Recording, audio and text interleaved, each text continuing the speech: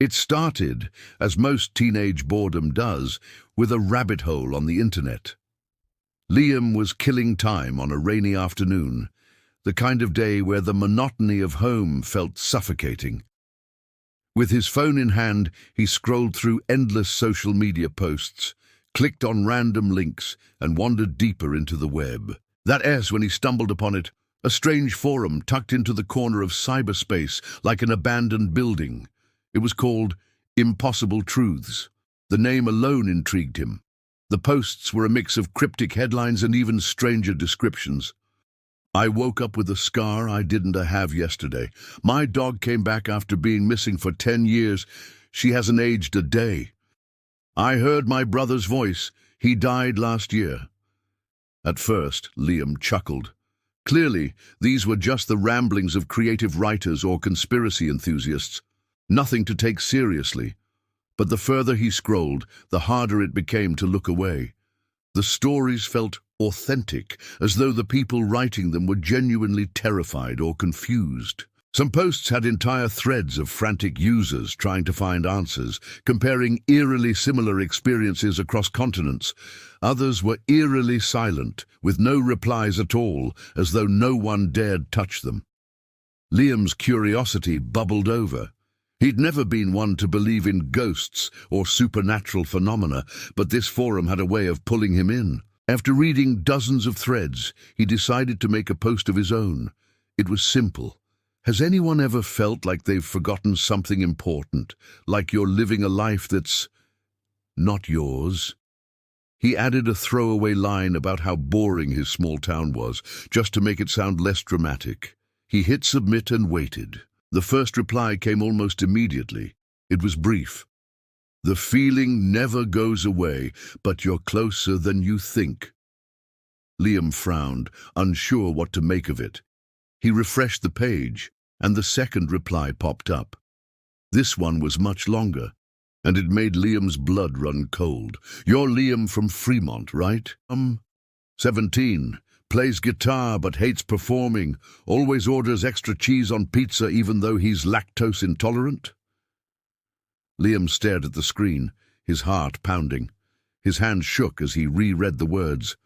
How could anyone on this obscure forum know those details about him? His location, his hobbies, his eating habits, things he'd never shared online. He checked his post again, wondering if he'd accidentally left clues, but it was vague. There was nothing that should have revealed who he was. Then came the private message. You weren't supposed to find this. Liam felt a chill crawl down his spine. He clicked on the sender's profile, but it was blank. No name, no posts, no history. Just an empty account created mere minutes ago. Another message followed almost instantly. Leave the forum. Don't ask questions. He wanted to reply, to demand answers, but his fingers froze above the keyboard. Against his better judgment, he clicked back to the main page of the forum. His post had vanished, the replies gone.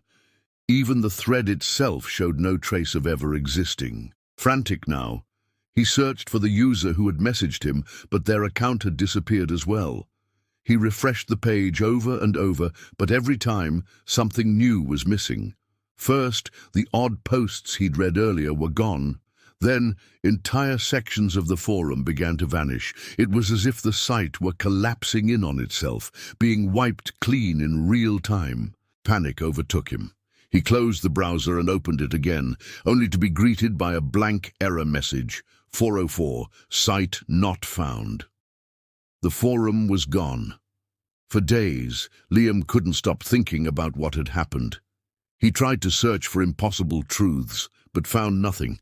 No cached pages, no articles, no evidence it had ever existed. He even checked the history on his phone, but the link was gone, as if scrubbed clean.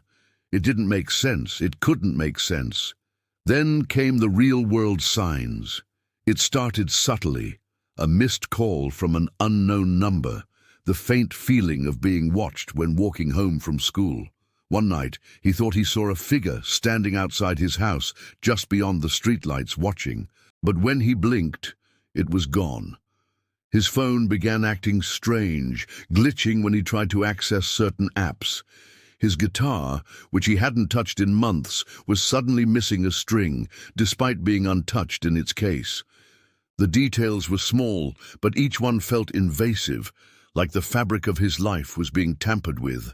And then, one evening, his phone buzzed with a notification. "Unknown number sent you a message." His pulse quickened as he unlocked the phone and opened the text. "Liam, stay out of the dark." There was no reply option, no sender information, just the cryptic warning. He dropped the phone as though it had burned his hand. That night, he barely slept, leaving every light in his room on, unable to shake the feeling that someone, or something, was watching him. The messages didn't stop. Every few days they would arrive.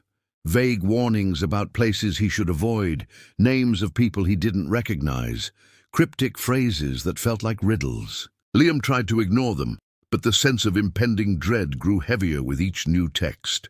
Eventually, the warnings changed. "Don't tell anyone. They're listening. You've seen too much. Run." The final message came weeks later, and it was just 2 words. Too late. That night, the power went out in his house. As Liam sat in the dark, clutching his useless phone, he swore he heard the faint hum of whispers coming from the mirror. A bored teenager stumbles across a strange online forum discussing impossible events. When he posts a question, someone replies with disturbing details about his personal life. Then he receives a chilling private message. "You weren't supposed to find this." The forum disappears, but the warnings and the fear start to bleed into his real life.